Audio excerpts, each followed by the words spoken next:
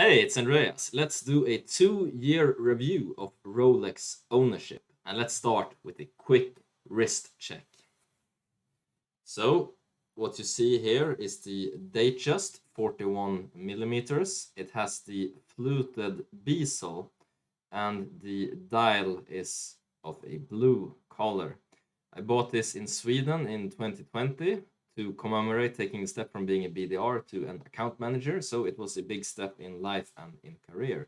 And let's talk about how happy I am with the watch, some of the utilization I've been doing, and signs of usage that it has, and also how happy I am with it, and some funny situations that I've been seeing both with men and with women. So let's start with utilization and signs of usage, since this is a question I see a lot of people have online forums. So I want to be as helpful in answering questions as possible.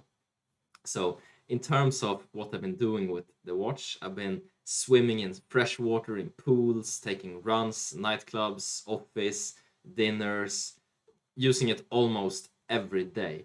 And in terms of the dial and bezel part of the watch, this has no signs of usage. I haven't seen a single scratch. I put it under the light before making this video to double check, and I think maybe it's the crystal glass or something that holds up really well. I don't know. I think the gold should be softer, and I think there should be some scratches, but I don't see any. However, when it comes to the bracelet here, this part of it, that's the easiest one to scratch, and you can clearly see some micro scratches on mine. Let's see. Some bad quality web camera here. I don't know if it's going through, but there are some small ones. But in my opinion, I don't worry too much about this. It's a watch. It's meant to be worn, not put in a safe somewhere. However, that's totally your choice. So now you know about utilization and how it's been holding up. Very waterproof indeed.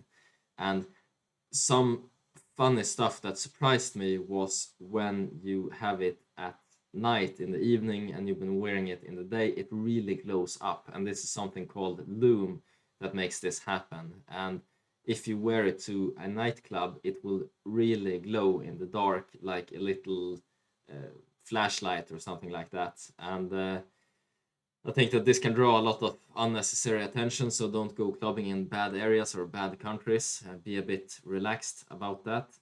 In terms of other people's reaction, I think that most people, they do not notice and do not care.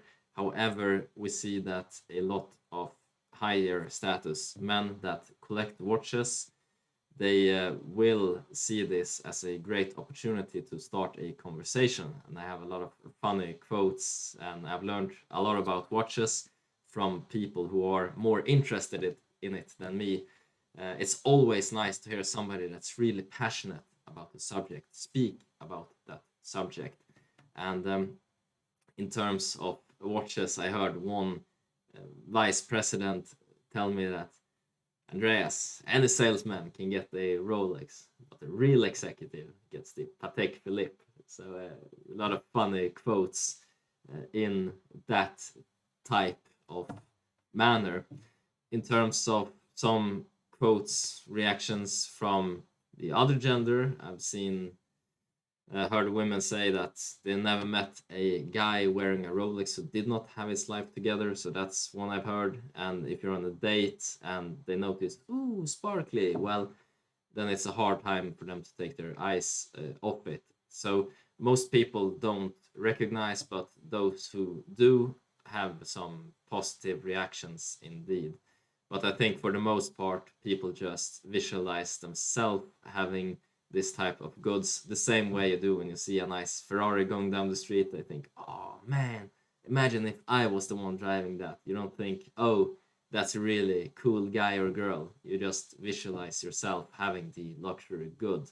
And in the end of the day, the most important thing is how satisfied you are with the purchase, both before leading up the anticipation and then, of course, post purchase. And I think in my case, post purchase satisfaction was driven by me buying this watch to commemorate taking the step from being a BDR to an account manager. And every time I look at the watch, I remember, I got this. I got this. I took the step from entry level to a more mid-level role, and it just fills me up with warmth inside. So in that sense, I believe that the utility and added happiness to my own life has been of great value. And speaking of value and prices and stuff like that, in terms of price, we've seen it. The price of Rolexes has been going crazy since 2020 with this whole inflation and supply chain issue. Now, I bought this watch for 96,000 Swedish kroner. That's with sales tax as well. We have that in Europe, guys. I know most people watching this channel are watching from America, but I'm not going to explain sales tax. It's just a way for the government to take more of your money. And in terms of price increase, I live in Denmark now, and I see that this specific model in a similar age of watch sells for 120,000 Danish kroners, and Danish kroner is 43% more valuable than the Swedish kroner. So in terms of price increase per year, it's just been crazy. And a lot of the demand from Asia is really driving up prices of luxurious goods. The fastest increasing price is not even Rolex watches, it's actually Louis Vuitton handbags and Gucci handbags, just the high-end handbag market. Price increases for that good has been off the charts. But as with all luxurious goods, prices has only increased, and I don't think that this will slow down anytime soon. I think it will continue to be more and more expensive, unfortunately. So if you're on the fence about getting a Rolex, then I think, don't wait too long. It's just gonna get more and more expensive. So that's been my 2-year review of Rolex ownership. I hope it helped answer some of your own questions if you're thinking about buying, or if you're just curious about what people think who own one. And as always, I hope you make a ton of money, whatever investments you decide to make.